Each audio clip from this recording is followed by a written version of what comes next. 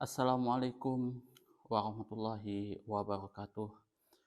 Innal hamdalillahi nahmaduhu wa nasta'inuhu wa nastaghfiruh wa na'udzubillahi min syururi anfusina wa min sayyiati a'malina. May yahdihillahu fala mudilla lahu wa may yudlilhu fala hadiyalah. Asyhadu an la ilaha illallah wahdahu la syarikalah wa asyhadu anna Muhammadan abduhu wa rasuluh. Allahumma shalli ala sayidina Muhammad wa ala ali sayidina Muhammad kama shallaita ala sayidina Ibrahim wa ala ali sayidina Ibrahim wa barik ala sayidina Muhammad wa ala ali sayidina Muhammad kama barakta ala sayidina Ibrahim wa ala ali sayidina Ibrahim fil alamin innaka Hamidum Majid. Rabbi shrah li sadri wa yassir li amri wahlul 'uqdatam min lisani yafqahu qawli amma ba'du. Hadirin hadirat jamaah kaum muslimin wal muslimat yang dirahmati oleh Allah Subhanahu wa taala.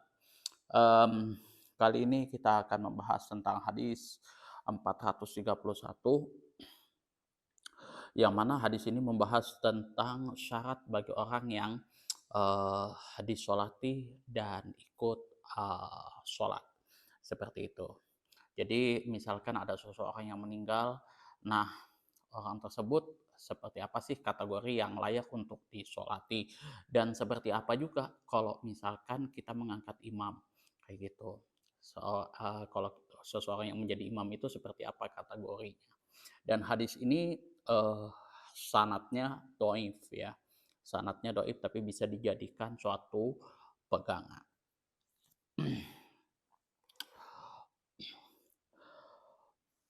Wa an Ibnu Umar radhiyallahu anhuma qala, qala Rasulullah sallallahu alaihi wasallam, "Shallu ala man qala la ilaha illallah wa shallu khalfa man qala la ilaha illallah." Rawahu Daruqutni bi isnadid dhaifin. Wa an Ibnu Umar radhiyallahu anhuma, dari Abdullah bin Umar semoga Allah meridhoi atas keduanya, qala telah berkata, qala Rasulullah sallallahu alaihi wasallam, telah bersabda Rasulullah sallallahu alaihi wasallam, "Shallu ala man qala." Salatlah kalian, salatilah oleh kalian atas orang yang mengucapkan la ilaha illallah. Jadi kalau ada yang meninggal, maka orang yang disolati itu mesti harus mengucapkan la ilaha illallah. Wa shallu khalfa man qala la ilaha illallah. Kemudian sholat, sholatlah kalian di belakang orang yang mengucapkan la ilaha illallah. Rawahu Daruqutni, hadis ini diriwayatkan oleh Imam Daruqutni bi isnadin dhaifin, dengan sanad yang dhaif ya. Jadi kalau misalkan kita menyolati orang itu ya, syaratnya adalah orang tersebut harus, mengucapkan la ilaha illallah. Kemudian kalau kita ikut, menjadi imam, bermakmum, maka menjadi makmum bagi orang yang sudah mengucapkan la ilaha illallah. Nah, makanya kalau misalkan, di negara kita di Indonesia itu penting, KTP agama. Itu kan agama itu agama Islam. Karena apa? Kalau misalkan, agamanya itu apa namanya, dihilangkan di situ dan orang tidak tahu agamanya apa, kemudian orang tersebut meninggal, dalam perjalanan, bepergian dan lain sebagainya, yang mana dia harus dikuburkan. Nah, ini kita nggak tahu nih, dia seperti apa, eee, kita mau sholatkannya, apakah dengan cara Islam, Kristen, dan lain sebagainya. Saya pernah, waktu kecil ya, waktu saya mondok di Pondok Pesantren As-Salam, saya pernah, menjumpai, mengurus jenazah yang mana orang tersebut sudah mualaf, sudah masuk Islam. Oleh keluarganya, karena mungkin dia tidak, keluarganya tidak tahu keseharian dia seperti apa, kemudian dia tidak ngomong juga dengan keluarganya. Pada saat orang tersebut meninggal, dikebumikan sebagaimana layaknya orang Dayak pada saat itu, tidak eee, tidak disolati, tidak dikafani dan lain sebagainya. Pokoknya layaknya orang Dayak saja, seperti itu. Nah, ketika kami mendengar, bahwa seseorang tersebut sudah meninggal dan memang itu murid dari kiai saya pada waktu itu, memang orang tersebut mualaf muslim, maka ya mau tidak mau kita datang ke sana, eh, minta izin sama keluarganya, dan pada waktu itu ketika kami ngobrol sama keluarganya, keluarganya tidak tahu pada waktu itu. Nah akhirnya ya kami urus sebagaimana muslim yang lain, itu dimandikan, kemudian dikafani, disolati, kemudian sampai dimakamkan. Pas pada waktu itu, waktunya sudah mepet, selesainya kami itu pada waktu sore hari. Jadi kuburannya itu dibongkar. Untungnya kalau pemakaman orang Dayak itu dia nggak uh, sedalam orang Islam kayak gitu. Kalau orang Islam kan betul-betul ditimbun betul-betul tuh. Nah saya waktu itu sudah pesimis, ini bakalan lama nih prosesnya. Ternyata enggak, kurang lebih 5 menitan, kalau enggak 10 menitan sudah dapat papannya, kemudian papannya dibuka, kemudian di situ sudah ada mayatnya. Jadi mayatnya kami angkat, saya angkat pada waktu itu, saya turun ke bawah, mayatnya saya angkat, kemudian ini ya jujur aja kalau misalkan kita mengurus jenazah itu ya memang harus mental yang kuat. Itu nggak bisa kalau misalkan sesetengah takut kayak gitu. Jadi kalau apa ya, mental-mental mental saya itu kalau untuk masalah dunia-dunia goib, jin apa segala macam ya ditempahnya pada waktu di Pondok Pesantren As-Salam. Dan di situ ya jujur aja, kondisinya juga sangat mengerikan. Kemudian di situ juga ada pohon beringin juga yang besar. Ya lengkap lah di pondok pesantren itu.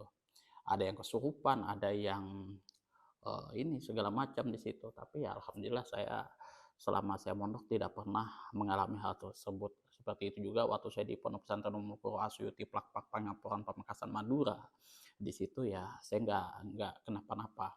Sampai di hutan dimanapun kayak gitu, alhamdulillah ya, alhamdulillah Allah masih menjaga saya. Termasuk yang paling angker itu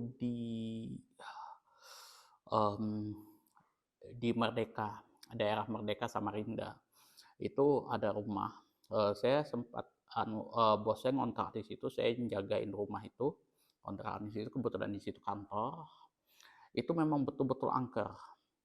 Selama saya apa ya, um,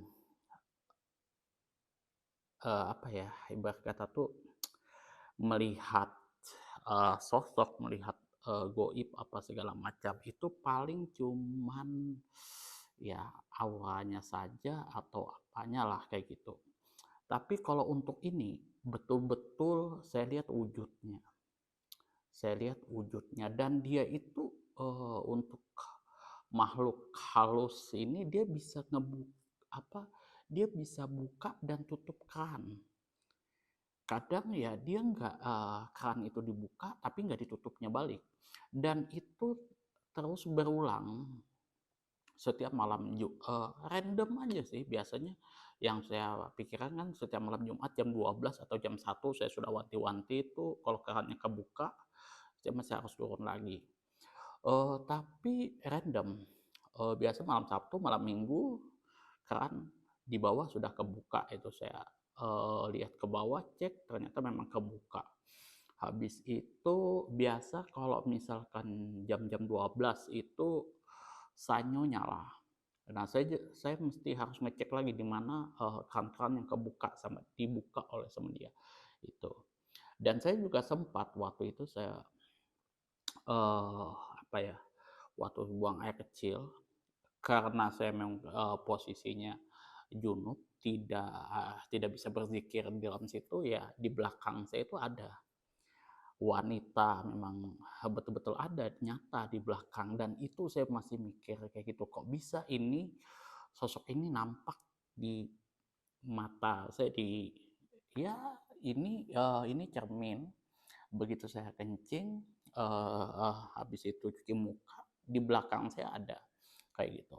Eh, ini apa ya, berdiri semua bulu bekuduk itu kan. Habis itu ya saya sudah keluar, udah nggak ada masalah kayak gitu. Dan itu selama 2 tahun saya ngalamin hal-hal seperti itu. Aku saya waktu itu jujur aja, untuk masalah kasus kayak gini mungkin, saya berhalusinasi, mungkin karena terlalu capek, mungkin karena apa ya, kayak gitu kan, jadi bisa melihat hal yang seperti itu. Ternyata waktu ibu saya waktu teman saya ini, pertama kali masuk waktu itu perempuan, kami sempat sempat apa namanya, sempat bentrok, sempat adu mulut waktu itu, sempat adu mulut. Dia bilang kayak gini, dia nanya waktu itu, "Mas Rohim, di sini ada perempuan enggak, yang tinggal di sini sama Om Ahim?" "Oh, enggak," kataku. "Ibu Haji, bosnya Om Ahim, enggak ada," kataku.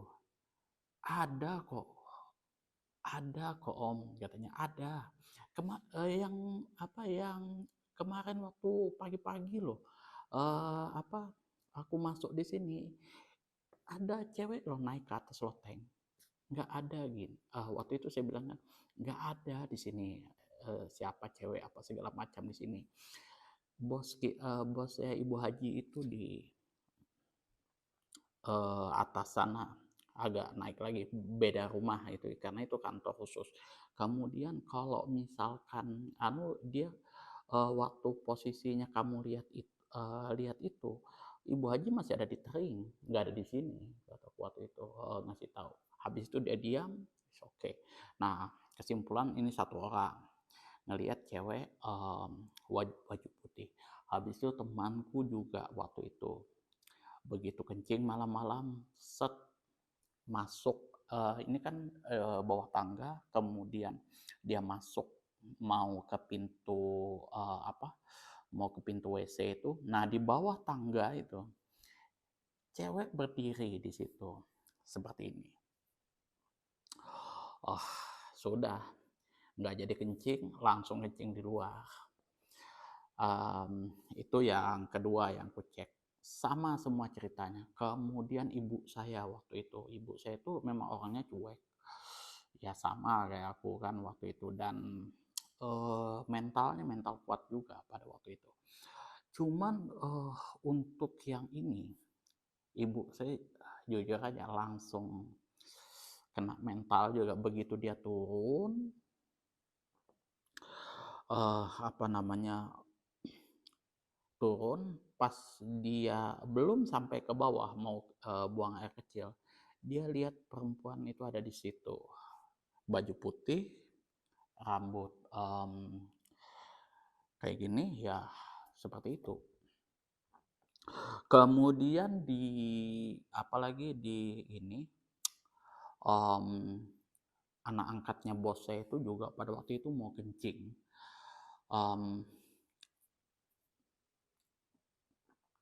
Entah kenapa, saya cuma tunjukkan aja, "Al, itu, tempat kencingnya di situ, kamu masuk aja nanti ke situ, udah ketemu kok."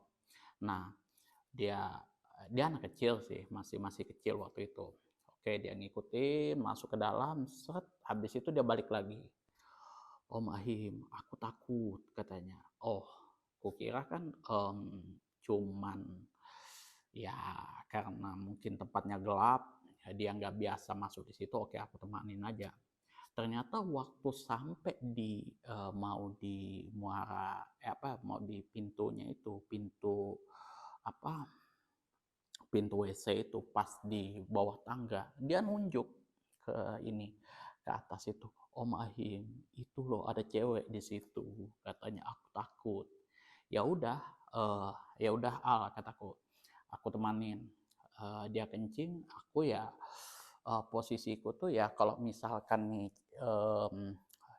ini ceweknya, ya aku ngeliatin Al itu kencing di situ, ya pas sebelah-sebelahan sama cewek yang itu tadi, kayak gitu. Oh, Tapi ya alhamdulillah nggak pernah ada masalah aku di situ. Tapi ya saya yakin ya, karena jujur aja setiap orang yang melihat nggak pernah aku kasih tahu, nggak ada janjian dan lain sebagainya, cuman semuanya sama, sosoknya sama. Eh, Cewek berwajah putih, kemudian ya em, ya seperti ini. Kemudian di tempat itu memang waktu ibu saya tidur di sana, habis pas bangun pagi-pagi itu mau olahraga, ceritanya dia lihat di depan kantor kami waktu itu. Pas samping kantor kami itu lebat-lebatnya apa pohon beringin. Pohon beringin itu betul-betul besar di situ, tumbuh dan dibiarkan, dipelihara lah mungkin sama orang sebelah, nggak tahu juga aku gimana. Ya kata ibu saya waktu itu, ya pantas saja di sini seram angker ya, karena pohon beringin ini nggak ditebang-tebang. Kalau menurut aku kalau mau tebang itu wah kacau lagi urusannya. Dan teman saya tuh kalau misalkan masuk di situ malam kayak gitu masih sekitaran jam 9, dia ketok-ketok, belum dia buka itu pagar tuh dia sudah cium bau mawar, harum bau mawar kayak gitu. Dia langsung telepon, "Him, cepetan cepetan, aku mau ambil uang nih." Udah langsung ke bank, udah kayak gitu. Tapi ya alhamdulillah saya ya walaupun ketemu apa segala macam nggak pernah kayak orang yang biasa di situ itu dijorokin ke bawah, kemudian sampai kesurupan terus pegang pisau seperti ini dengan mata terbalik kayak gitu. Alhamdulillah nggak pernah ada orang yang seperti itu. uh, Istrinya kesurupan, pintunya dia tutup, betul-betul dia tutup, pas dibantu sama tetangga naik ke atas lotengnya di lantai 2 itu. Nah, dicariin istrinya nggak ada, ternyata dia adanya di dalam di dalam lemari, posisi mata terbalik, nggak tahu gimana, terus badannya gemetar sambil memegang pisau. Itu ya wallahu alam ya. Kalau saya dunia kayak gitu tuh percaya nggak percaya, um, percaya nggak percaya ya. Kalau percaya sih ya percaya percaya aja, saya wajib mengimani yang hal-hal goib. Tapi kalau misal ya wujudnya kayak gitu apa segala macam, awalnya waktu istrinya bos saya itu cerita kamu tinggal di situ sama hantu, ya meremehkan juga saya waktu itu. Saya sempat meremehkan, masa di kota Samarinda ini ada. Kalau misalkan kayak di kampung kami Tering, oke. Karena di situ ya makam orang yang meninggal dalam keadaan habis melahirkan waktu itu. Kemudian apalagi ya pokoknya ya angker-angker lah, karena memang di situ hutan kan. Tapi kalau di Samarinda ini ternyata jujur aja, yang di daerah situ yang memang menurut aku memang paling paling mengerikan. Dan waktu saya mau pindah ke sini, ke KT Kuning sini, ke perumahan PWI, itu betul-betul diganggu habis-habisan,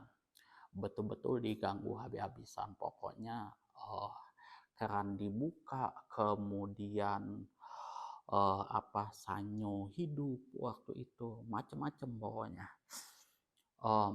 Dibacain Al-Quran apa segala macam, tambah banyak. Dan kalau aku lihat dan kalau aku rasakan itu kayak mereka tuh ngumpul kayak gitu, ngedengerin kita ngaji kayak gitu, malah tambah banyak, dia tambah ngumpul.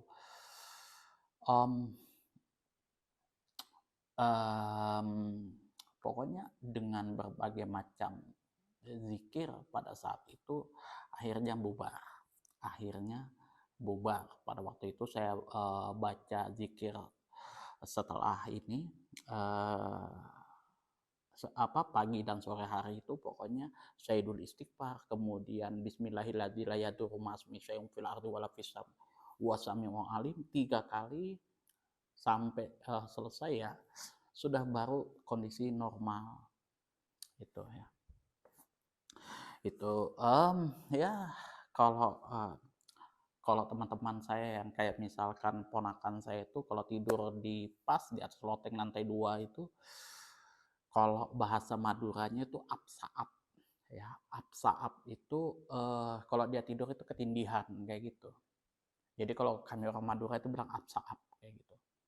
Ketindihan kayak gitu. Jadi dia itu kesulitan dia untuk bernapas kayak gitu. Betul-betul ditindih kayak gitu. Ya, saya begitu ponakan saya itu sudah entah kenapa kayak gitu kan, saya bangunkan kayak gitu ya. Bangun kadang ya namanya saya tidur. Ya, saya tidur sepulas-pulasnya ada di situ di lantai 2 itu. Kemudian apa namanya, buka jendela apa segala macam nggak ada masalah. Cuman memang entah kenapa pas pada waktu sialnya saya itu buka jendela, tahu-tahu ada cewek di situ lah begini saat kayak gitu, yang kayak gitu. Itu sih pengalaman saya kalau itu.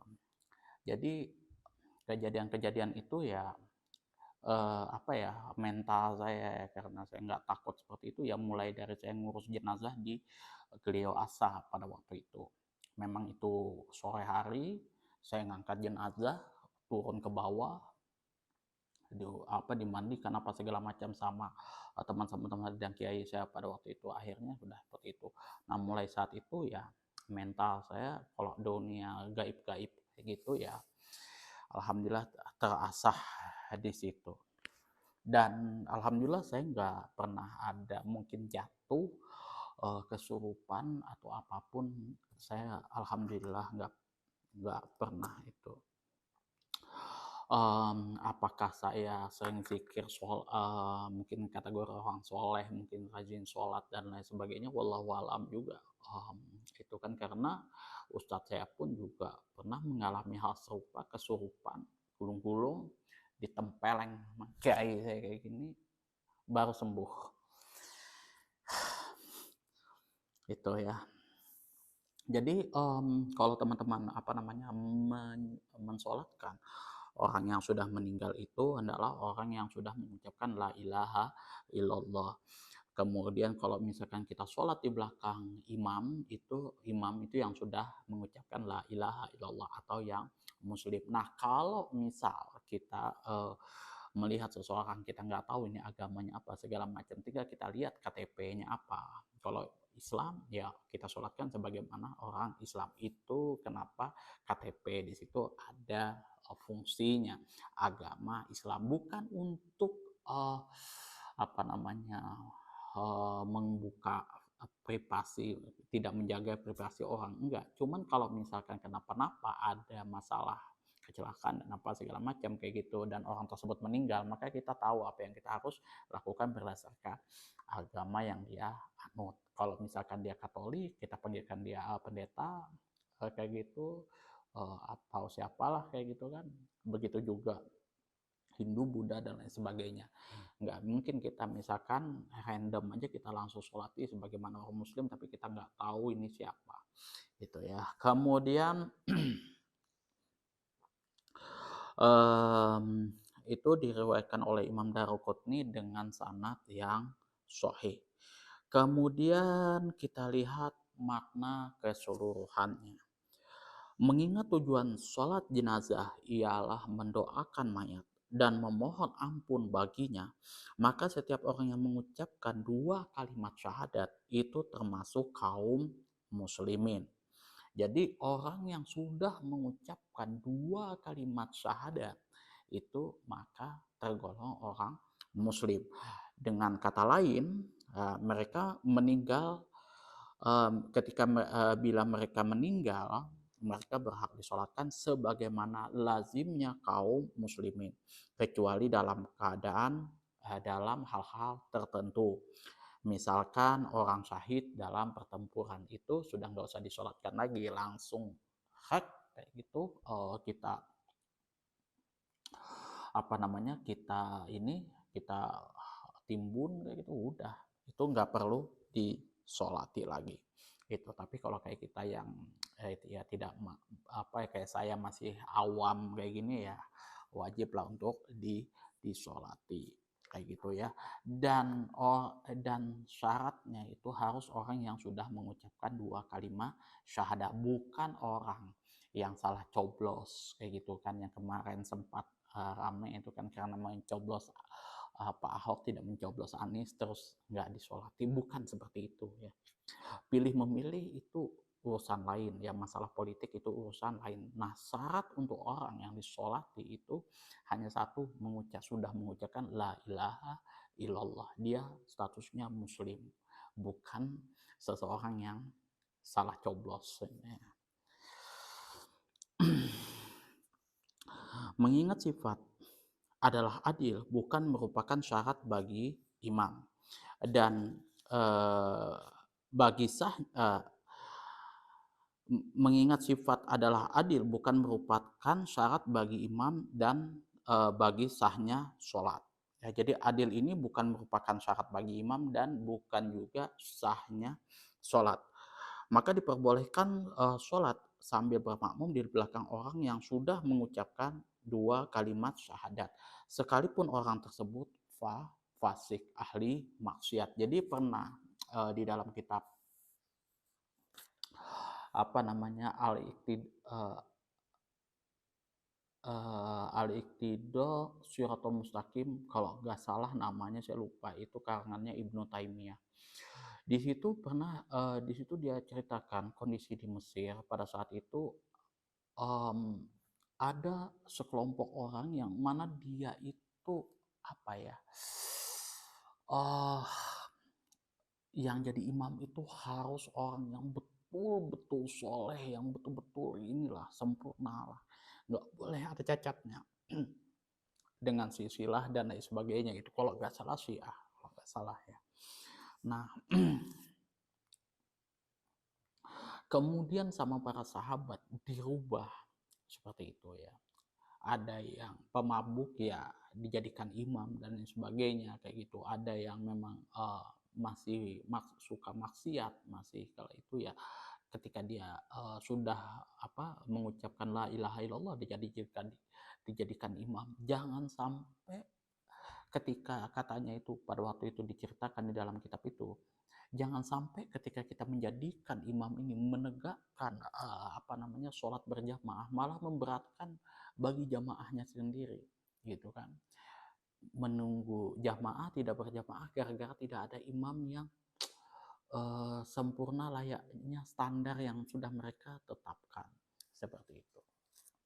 Jadi ya intinya kalau misalkan dia sudah tahu bacaan-bacaan sholat, kemudian dia sudah punya pengalaman di dalam memimpin sholat, ya meskipun dia tidak baik, katakanlah fasik lah kayak gitu. Fasik ini sholat ibadahnya jalan, maksiat juga jalan seperti itu, tetap layak untuk dijadikan imam. Yang penting dia tidak dia masih menjalankan sholatnya sebagaimana tuntunan syariat agama Islam.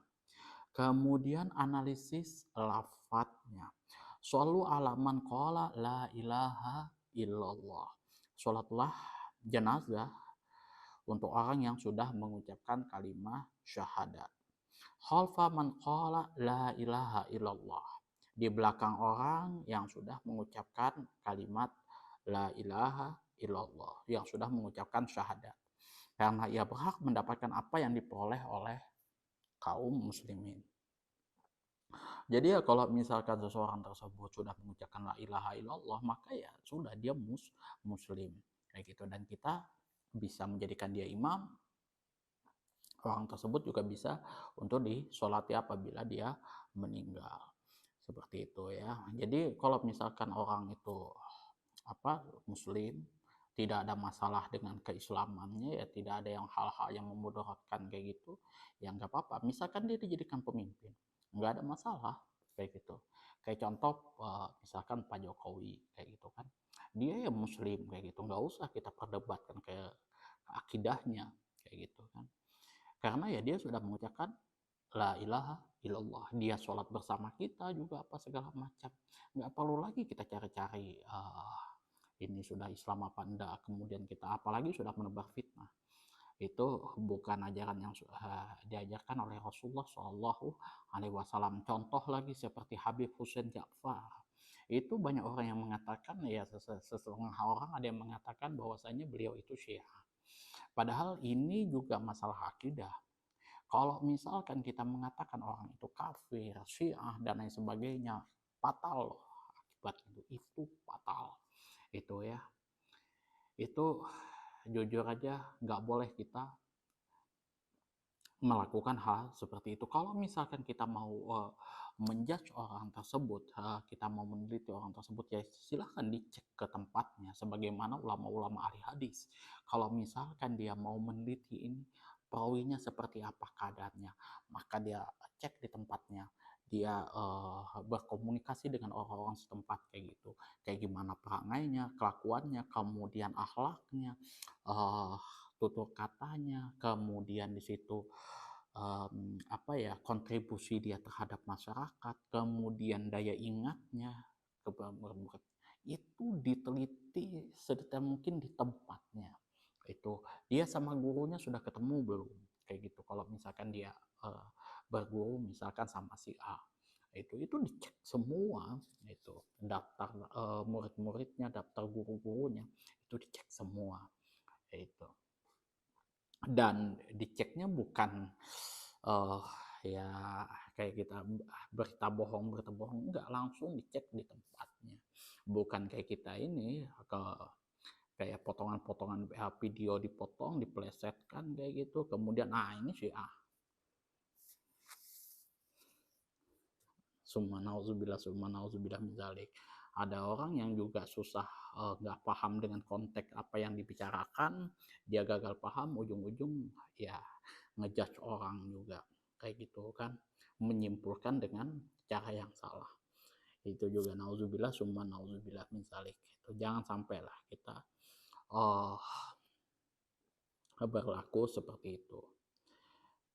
Kemudian di sini fikih hadisnya, yang pertama disyariatkan melakukan sholat jenazah bagi mayit kaum muslim. Jadi kalau kita mau mensolatkan jenazah orang muslim itu mesti harus muslim.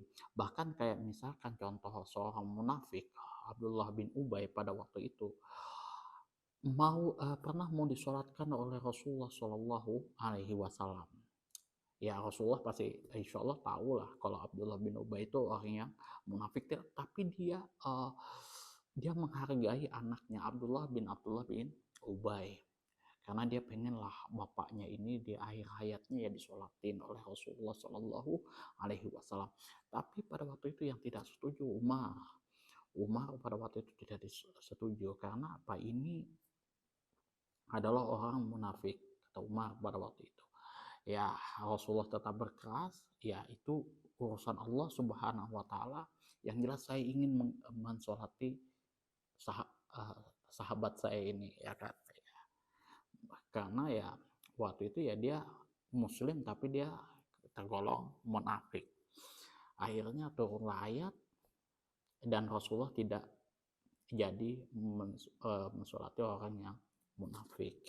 Tapi ada kategorinya orang munafik yang seperti apa ya, yang bermuka dua seperti apa. Kalau misalkan bermuka dua hanya ya sebatas-batas pertemanan, masalah-masalah duniawi, itu nggak ada masalah sih bagi aku. Tapi kalau yang bermuka dua di sini maksudnya tadinya muslim kemudian ngumpul sama orang musyrik, ya musyrik dia kan, itu yang dimaksud orang munafik.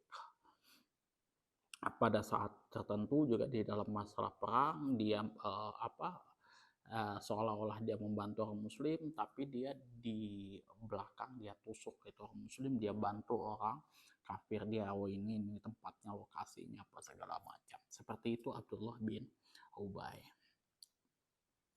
Di Indonesia pun kalau misalkan ada orang seperti itu justru sudah pasti diganyang. Tapi kalau Rasulullah SAW sudah tahu perangai sahabatnya ini apa Abdullah bin Ubay ini, tetap nggak dibunuh, ya. Tetap nggak dibunuh, tetap ya dihargai sebagaimana layaknya manusia yang lain.